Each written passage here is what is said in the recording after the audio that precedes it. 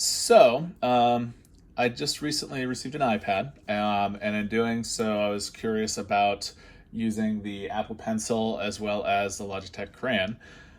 As you can see, I do have the Crayon in front of me. Part of the reason behind that is because I did some research, and while I was doing that research, I saw that it was actually on sale at Amazon for basically half price. It was $35.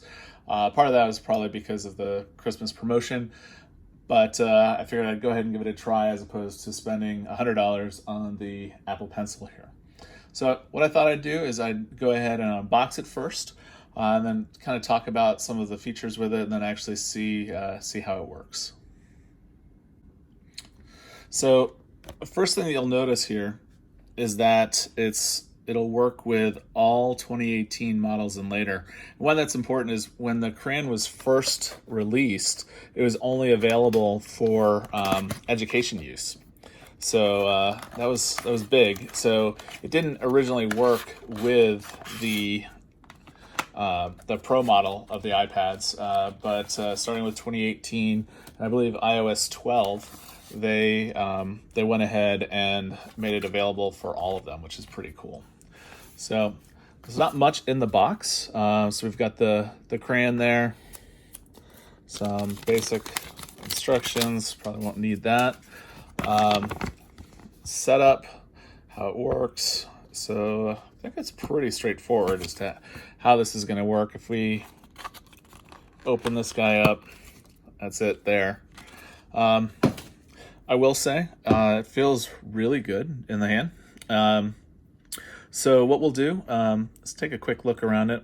Obviously, we've got the tip here. After doing some research, this is actually the same tip that they use with the Apple Pencil. So if it does wear down, you can actually use a little tool, press that in there. The orange piece here pulls off, and just replace the tip with the same tip that you'd use with the Apple Pencil. For charging, you'll see that it's just got a female end to a lightning connector. So if I go ahead and plug that in there, you'll notice that we've got hopefully you can see the green light there. So that's charging.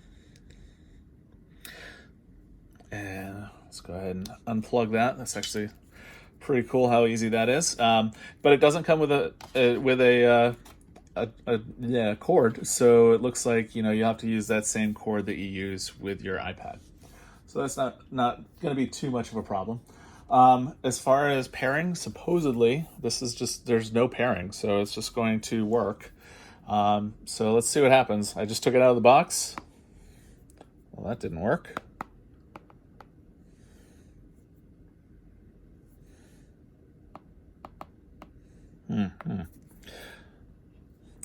I guess I do need to turn it on though first, so let's go ahead and do that. Hold it down for a second, they say.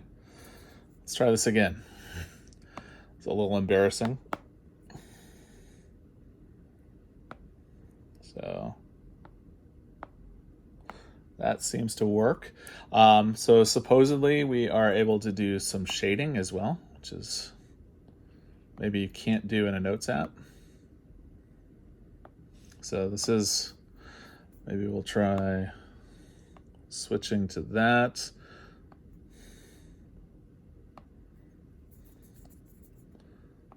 And it does feel really good. There we go. So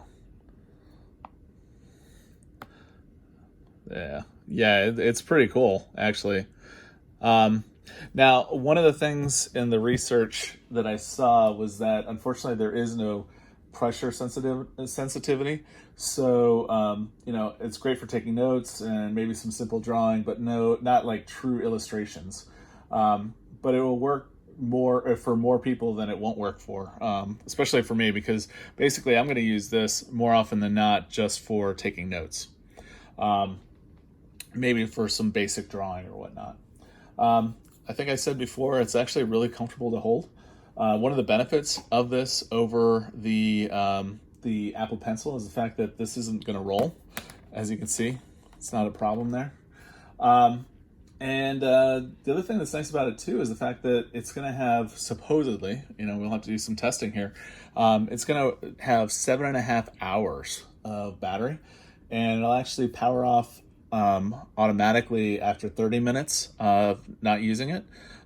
If I just leave it down for like 30 seconds, it's going to go into a low power saving mode, which is cool. And it only takes 50 minutes to fully charge. And if you just do a quick 2-minute charge, supposedly it's going to be good for 30 minutes of use.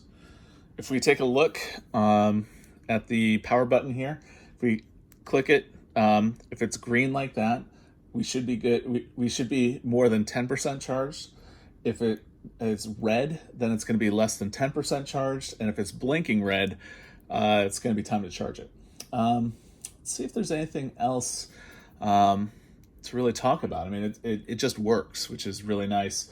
If you do have the Apple Pencil, after doing a little bit of research, you would have to disconnect that first from the iPad before the Crayon would work. But as you notice, if you don't already have a pencil, just turning on the device and you'd be able to start using it right out of the box. It's really cool.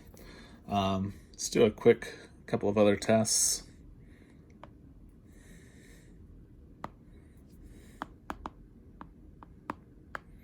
Yeah, I mean, that works.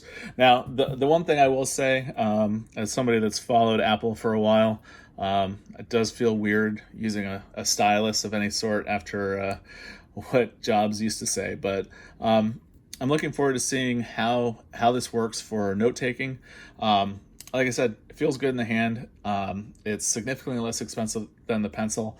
The only downside is if you're using, if you need to use that pressure sensitivity, the Crayon is not going to be the way to go. But otherwise, that's a pretty cool device. No. No. Who wants a stylus? You have to get them and put them away, and you lose them. Yuck. Nobody wants a stylus.